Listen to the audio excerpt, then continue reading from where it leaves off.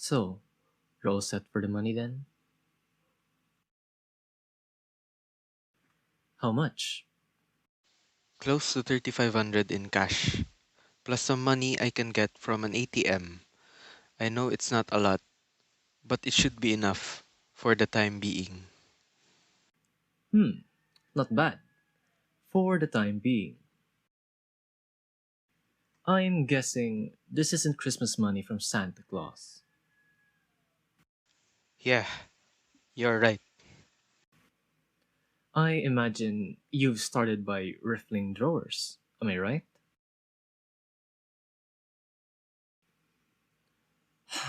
No matter. You really need this money, and you're going to get it. Beg, borrow, or steal.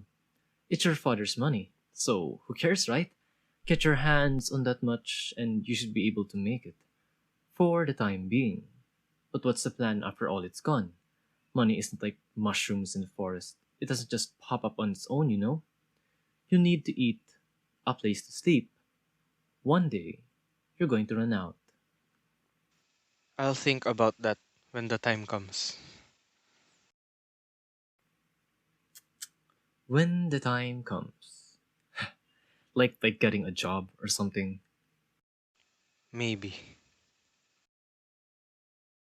You know, you've got a lot to learn about the world. Listen, what kind of job could a 15-year-old get in some far-off place he's never been to before? You haven't even finished junior high. Who do you think's going to hire you? You know, forget it. You're just getting started, and I shouldn't lay all this depressing stuff on you. You've already decided on what you're going to do, and all that's left is to set the wheels in motion. I mean, it's your life. Basically, you gotta go with what you think is right. I'll tell you one thing though. You're going to have to get a lot tougher if you want to make it. I'm trying my best. I'm sure you are. These last few years, you've gotten a whole lot stronger. I've got to hand it to you. But let's face it, you're only 15. Your life's just begun, and there's a ton of things out in the world you've never laid eyes on. Things that you never could imagine. But I have to get out of here. No two ways around it. Yeah, I guess you're right.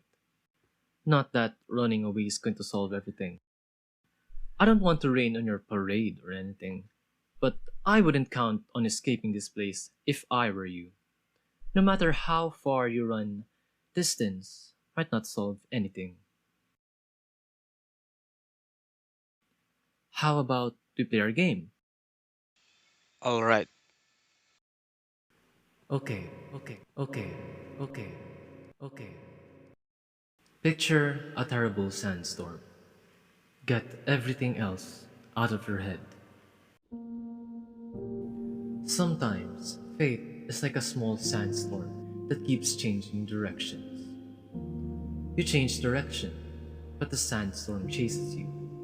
You turn again, but the storm adjusts. Over and over, you play this out, like some ominous dance of death just before dawn. Why? Because this storm isn't something that blew in from far away, something that has nothing to do with you. This storm is you, something inside of you. So all you can do is give in to it. Step right inside the storm, closing your eyes and plugging up your ears so the sand doesn't get in, and walk through it, step by step.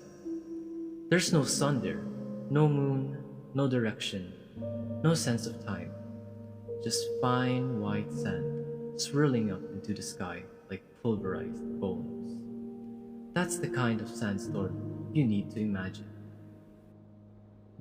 From now on, no matter what, you've got to be the world's toughest 15-year-old. That's the only way you're going to survive. And in order to do that, you've got to figure out what it means to be tough. You following me? And you really will have to make it through that violent, metaphysical, symbolic storm. No matter how metaphysical or symbolic it might be, make no mistake about it. It will cut through flesh like 1,000 razor blades. People will bleed there, and you will bleed too. Hot, red blood. You'll catch that blood in your hands, your own blood, and the blood of others. And once the storm is over, you won't remember how you made it through, how you managed to survive.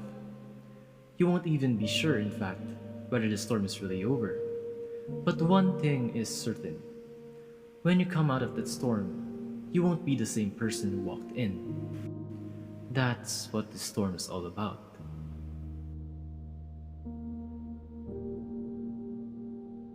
On my 15th birthday, I'll run away from home, journey to a far off town, and live in a corner of a small library.